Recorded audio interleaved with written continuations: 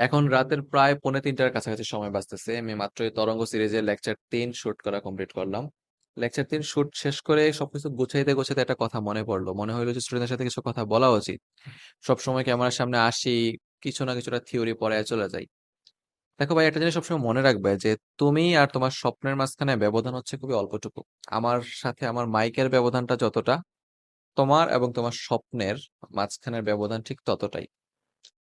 এই ব্যবধানটা না আমরা ধীরে ধীরে আমাদের বিভিন্ন কাজ কর্ম অ্যাক্টিভিটিস এর মাধ্যমে ব্যবধানটাকে চাইলে কমাইতেও পারি, বাড়াইতেও পারি।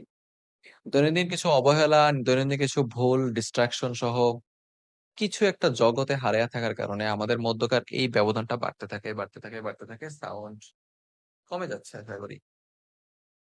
এন্ড একটা সময় পরে যখন আমরা রিয়েলাইজ করি যে দুইটা জিনিসের মধ্যকার দূরত্ব অনেক বেড়ে গেছে, তখন আমরা শত চেষ্টা করেও আর সেই আগের জায়গাটাতে ফিরতে পারি না, সেই স্বপ্নটার কাছে আর ফিরতে পারি না। স্বপ্নটার মাত্রা আমরা পরিবর্তন করে ফেলি। আমি এতটুকু একটা লাইন আমার মাথায় কলেজ লাইফে ঢুকে এনেছিলাম, কোন একজন এর কোট এটা, যেটা আমি এখন তোমার সাথে বলতে চাচ্ছি। এটা হচ্ছে যে একজন সাকসেসফুল মানুষ এমন স্বপ্ন দেখেন যার স্বপ্নর কারণে সমাজের বাকি 10টা মানুষের জীবন পরিবর্তিত হয়। একটা সফল মানুষ এমন স্বপ্ন দেখে যে স্বপ্ন সমাজকে পরিবর্তন করার সাহস রাখে, সামর্থ্য রাখে।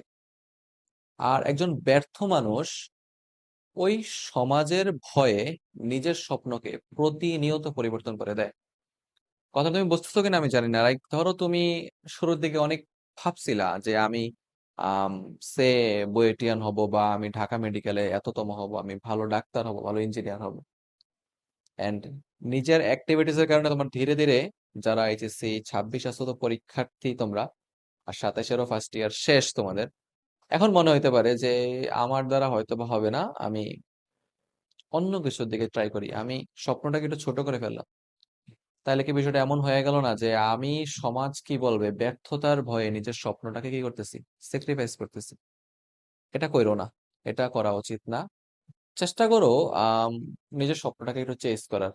ছোট একটা জীবন, আমাদের জীবনটা শুরু হওয়ার মধ্যেই শেষ হয়ে যাচ্ছে। তো লিস্ট কিছু থিঙ্কিং যদি তোমার নিজের, তুমি রাইখা যেতে না পারো মানুষের মধ্যে, দিন শেষে আফসোস হবে যে না, আমি চেষ্টা করছিলাম কিছুটা করার, আসলে আমি চেষ্টাই করি না কিছু একটা করার। যাতে এমন না হয়, ঠিক আছে?